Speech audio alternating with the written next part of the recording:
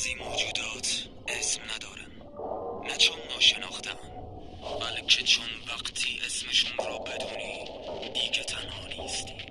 و بعضی قصه ها فقط یک بار گفته میشن.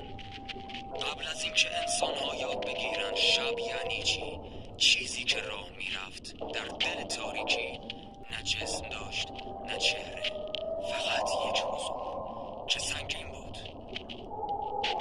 اگر تو هم این قصه رو میشنوی یعنی آماده. فقط هیچ وقت اسمش رو صدا نزن.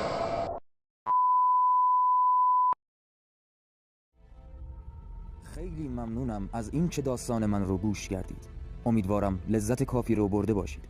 این تازه اول راه است و ویدیوهای بیشتری در راهه. فقط با حمایت شما ناظرین راوی پایدار است. با سابسکرایب کردن و لایک کردن و کامنت شما حمایت بزرگی برای راوی رقم میزنید. منتظر ویدیوهای بعدی باشید. بدرود.